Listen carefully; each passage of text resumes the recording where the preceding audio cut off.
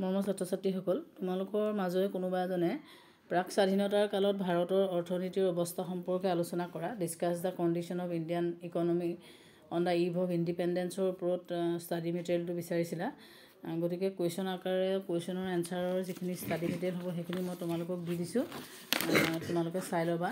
গোটেই বস্তুখিনি শ্বৰ্টকাট কৰি মই বনাই দিবলৈ এতিয়া সময় নাই, বস্তুখিনি ডিটেইলছ দি দিছোঁ, তোমালোকে পঢ়ি লৈ বস্তুখিনি বনাই ল'বা।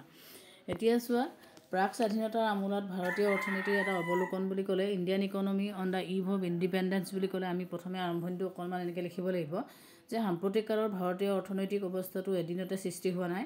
ব্ৰিটিছ শাসনৰ পৰাই এধাপকৈ ভাৰতীয় অৰ্থনৈতিক ব্যৱস্থাটোৰ পৰিৱৰ্তন ঘটিছে আৰু ভাৰতত ইংৰাজসকলৰ ৰাজত্ব আৰম্ভ হোৱাৰ পূৰ্বৰে দেশখন এতিয়াৰ মূল্যবোধ অনুযায়ী সমৃদ্ধিশালী আছিল বুলি বুৰঞ্জীত বৰ্ণিত আছে। কিন্তু ব্ৰিটিছৰ শাসনকালত ভাৰতবৰ্ষ অৰ্থনৈতিকভাৱে বিপৰ্যয় হৈ পৰিছিল আৰু সাম্ৰাজ্যবাদী শাসনৰ একমাত্ৰ উদ্দেশ্যই আছিল ইংলেণ্ডত দ্ৰুতভাৱে সম্প্ৰসাৰিত আধুনিক উদ্যোগৰ ভিত্তি স্থাপনৰ বাবে সাৰ পানী যোগোৱা এখন ভাৰতলৈ অৱনতি কৰা ব্ৰিটিছ আমোলাৰ ভাৰত অৰ্থনীতি কিদৰে বিপৰ্যয়ৰ সন্মুখীন হৈছিল আৰু কি ধৰণৰ পৰিস্থিতিৰ পৰৱৰ্তীকালত অৰ্থনীতি গঢ়ি তোলাত সহায় কৰিলে সেই বিষয়ে আমি তলত জনা উচিত বা তলত বৰ্ণনা কৰা হ'ল এনেকৈ বুলি লিখিবা।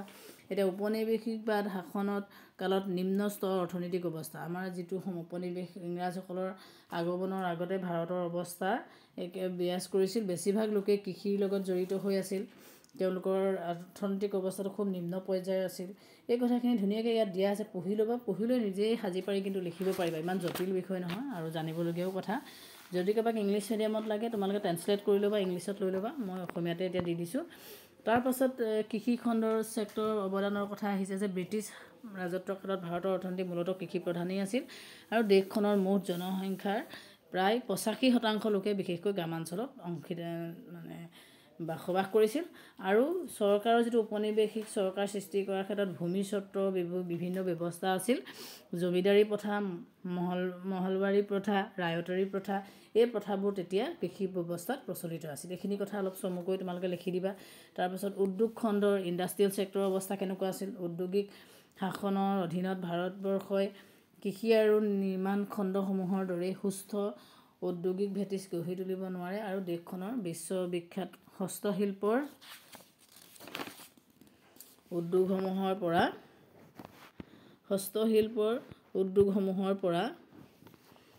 হ্ৰাস পালে অথচ তাৰ অভাৱ পূৰণ কৰিব পৰা অনুৰূপ কোনো আধুনিক ঔদ্যোগিক ভেটি গঢ়ি তুলিব পৰা নাই। গতিকে বহুত দীঘলকৈ আছে, গোটেইখিনি যে লিখিব লাগিব এনেকুৱা কথা নাই। মই গোটেই ষ্টাডি মেটেৰিয়েলটো তোমালোকক এইকাৰণে দি দিছোঁ যাতে তোমালোকে ভালকৈ বস্তুখিনি এবাৰ হ'লেও ৰিডিং কৰি যোৱা, আৰু ৰিডিং কৰি গ'লে কুৱেশ্যনটো তোমালোকে নিজেই অলপ সাজি পাৰি লিখিব পাৰা আৰু পইণ্ট ৱাইজ লিখি দিবা। এতিয়া তেনেকৈ বৈদেশিক খণ্ডৰ কথা থাকিলে ইয়াত এইটো বৈদেশিক বাণিজ্যৰ কথা ক'বা। তাৰপাছত লগতে তোমালোকে জনসংখ্যাৰ গাঁথনি কেনেকুৱা আছিলে, জনসংখ্যাৰ অৱস্থা কেনেকুৱা আছিলে সেই কথাখিনি লিখি দিবা। ইয়াত ধুনীয়াকৈ দিয়া হৈ আছে যে ভাৰতবৰ্ষৰ জনসংখ্যাৰ বিৱৰণী কথা আছে লোকপিয়লৰ অনুসৰি সেইখিনি বয়সৰ হাৰ, পুৰুষৰ যিটো পাৰ্চেণ্টেজ, মহিলাৰ পাৰ্চেণ্টেজ, কণ্ট্ৰিবিউশ্যন, গোটেই বস্তুখিনি পাৰ্চেণ্টেজ ৱাইজ দিছে। এইখিনি পুৰণা ডাটা, ইমান ডাটাবোৰ নিদিলেও অন্ততঃ তোমালোকে কথাখিনি লিখি দেবা। আৰু বৃত্তিগত গাঁথনি কেনেকুৱা আছিল, অকুপেশ্যন ষ্ট্ৰাকচাৰ কোনটো ক্ষেত্ৰত কিমান জড়িত। ডেফিনেটলি তেতিয়া কি হৈছে কৃষি ক্ষেত্ৰতেই বেছি আছিলে জড়িত, 70% লোক কৃষি ক্ষেত্ৰত জড়িত।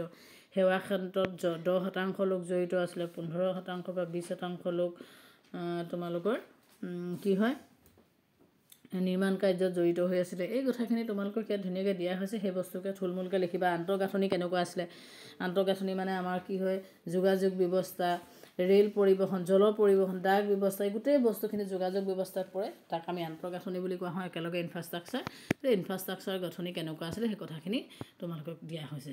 গতিকে মই লাইন বাই লাইন গোটেইখিনি পঢ়ি গ'লে বহুত দীঘলীয়া হ'ব, তোমালোকে নিজে চাই ল'বা। গতিকে কুৱেশ্যনটোত কিমান মাৰ্কছ দিছে সেইটোৰ ওপৰত নিৰ্ভৰ কৰি তোমালোকে পইণ্ট আকাৰে অলপ কথাখিনি চমুৱাই লিখি দিবা। যিহেতু তোমালোকে চাগে কিতাপ পোৱা নাই কাৰণে, যিহেতু ইকনমিক্সৰ কিতাপ নোলালেই সেইকাৰণে তোমালোকে চাগে কিতাপ পোৱা নাই, গতিকে মই মেটেৰিয়েলটো তোমালোকক দি দিছোঁ, চাই লৈ লিখি ল'বা। ধন্যবাদ।